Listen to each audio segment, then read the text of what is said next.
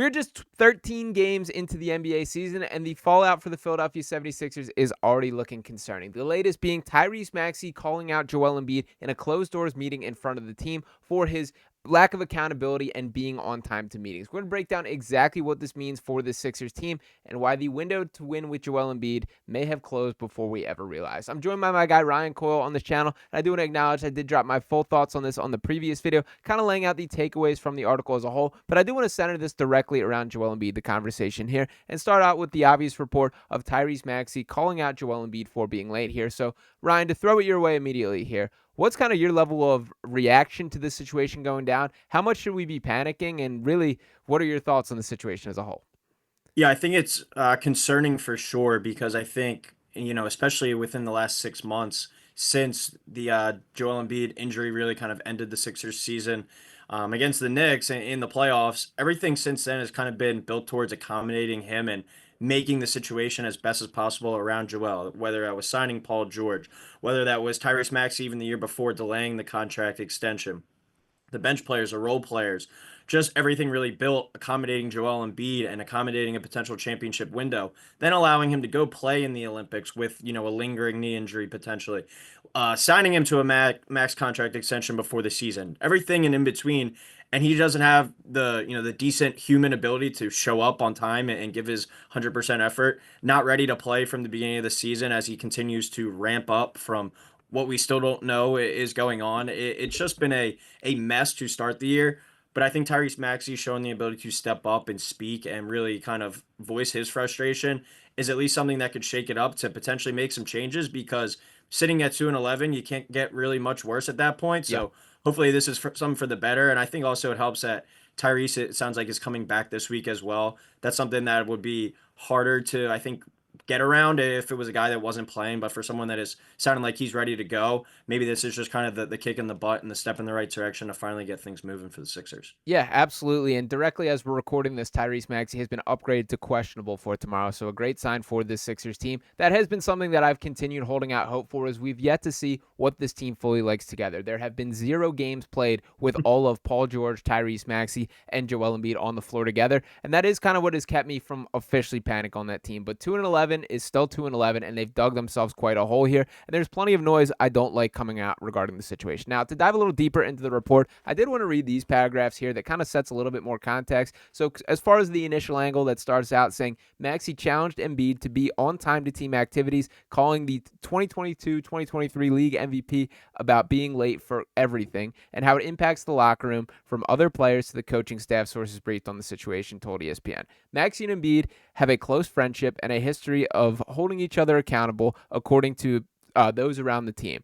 Tyrese loves the big fella, but this is the elephant in the room, a person in the meeting said. Now, I do want to continue and kind of talk about the how this is handled, as far as I think this is either the make or break, or this is the make or break point in the season, and it's either the turnaround starts now or we're really heading for disaster where fingers are being pointed in a way that we do not want to see. So what is your level of confidence? Is this like a last-ditch effort, or is this something you think could genuinely lead to change?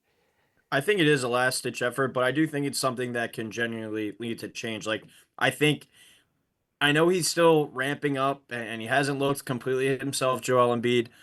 But tomorrow night's a game that he needs to go out there and have a vintage Joel Embiid performance. And if he goes out there and puts up a similar stat line as last night, where 11 points, just looking lethargic out there, then I'm going to be really concerned. Like, if this isn't a motivating factor against a Grizzlies team that, he's going to be the best player on the floor when he's himself out there, he has to go out there and dominate and kind of make a statement that, like, that message didn't just go in one ear and out the other. I'm here. I'm ready to go.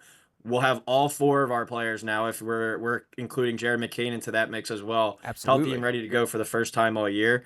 It's go time, and that has to be kind of the turning point of the season tomorrow night, I think. If not, you fall to 2-12, and you need to win 10 games in a row just to get back to 500. Like, you Yeah. are just continuing to dig yourself deeper and deeper.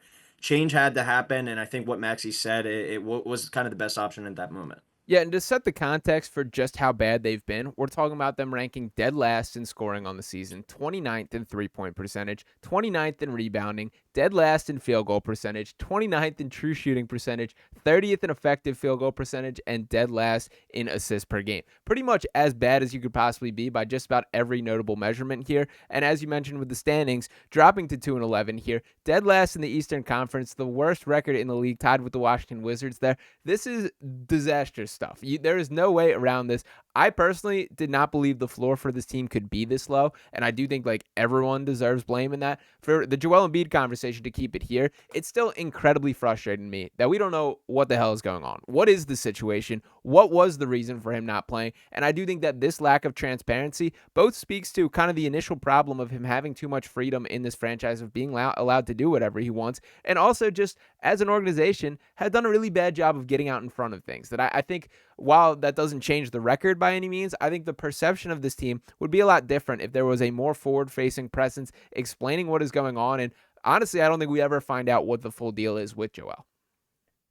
To make a cross sport reference, it Okay. kind of reminds me of what's been going on with the Jets this year and Aaron Rodgers. Like, Don't love that. who who really is like the top like voice in the organization? Like, is it Nurse? Is it Morey? Or is it Embiid? And like, as I said at the beginning, everything that's been made to accommodate Joel Embiid, if everyone's looking up to him and all right, simple things like not rehabbing well, not showing up on time, not really giving a you know what, that kind of spreads throughout the team, throughout Yeah. the locker room. Aaron Rodgers has kind of had that laid back kind of vibe throughout his career, and he's basically now with the Jets, the head coach, the GM, and the quarterback. And you see where that's gotten the New York Jets. Look at the Sixers; they're not looking much better too, with a team full of high contracts and superstar talent. So, if Joel Embiid's really kind of looked at as the top overall voice and the top overall face of this entire organization, and not the head coach and the GM with or the VP with Morey, it's concerning as well because everything really does start at the top, and for his performance and or lack thereof to Yeah. start the season, that's embarrassing, and especially for what they've really been doing, I think the past couple years to really try and make everything about him and around him. Yeah, 100%. And while I love Tyrese Maxey stepping up, and I do think that he is the right level of voice to get in Joel's ear as far as he has the talent, there's obviously the relationship here that Embiid himself has called him the best teammate that he's ever had, and Maxey has proven himself quite a bit in this organization in a short amount of time. I love that he's stepping up and showing that desire, but it's embarrassing that that has to happen, that a 24-year-old has to call him out like that. And we also get reports like this about Joel Embiid that did not make me feel any better, talking about how he's reportedly been frustrated at times with how he's been used on the basketball court.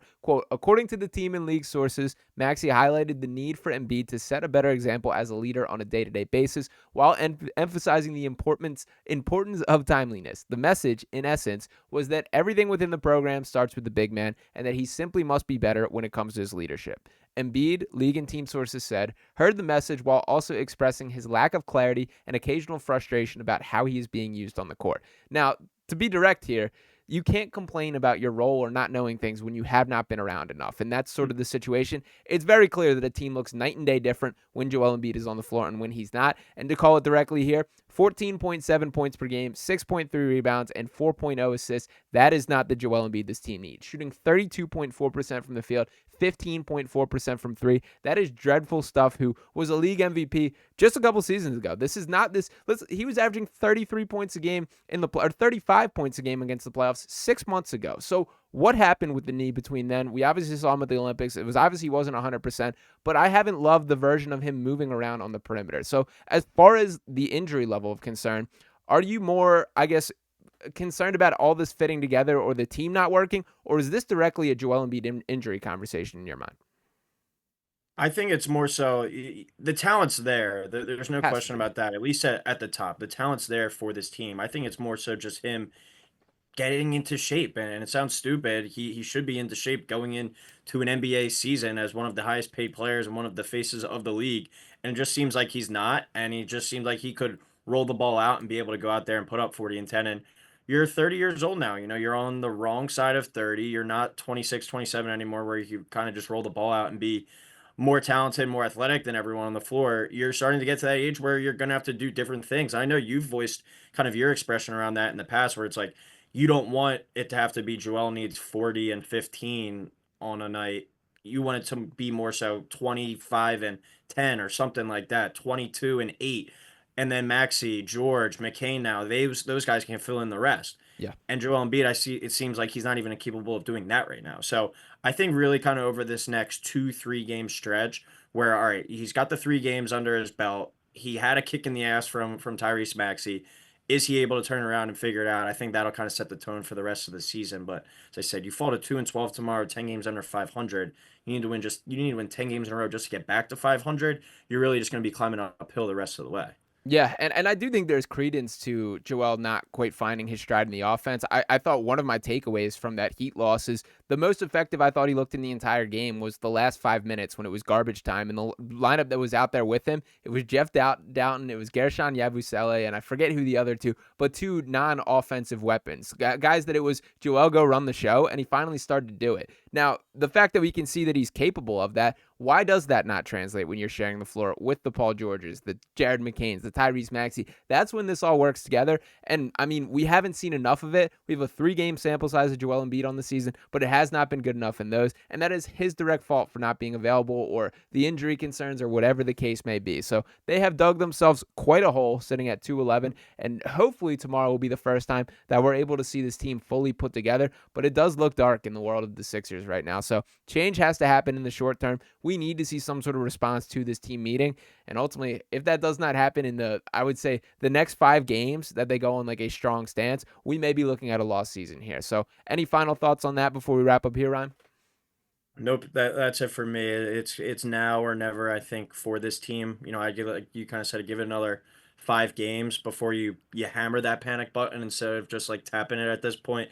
But something has to change. Something has to change quick. Or as you said, a lost season could be in the cards, and it might even be at that point Bigger than shut that. down Embiid, or potentially look at the trade market and look at some of these younger guys as the face of the franchise going forward. Yeah, it is not a good situation to find themselves in, and frankly, one I did not imagine the Sixers could remotely be in right now. That I did truly think, and frankly still feel, that with the caliber of talent that is still on that roster, there is no world where this team should be sitting at 2-11 right now. But 2-11 is 2-11. The team needs to adjust from here, so we better see a turnaround quick. We will see what happens, and hopefully Maxey's returning to the floor tomorrow, which definitely changes things for this Sixers team. Still a lot of season left to go. 84% of the games still to be played for the Sixers team, so we'll see how things shake out. But appreciate each and every one of you guys tuning in this video. Make sure you smash that subscribe button if you have not already. Drop a like on this video, and let me know how you're feeling about this Joel Embiid situation in the comments. Talk to you next time. Peace.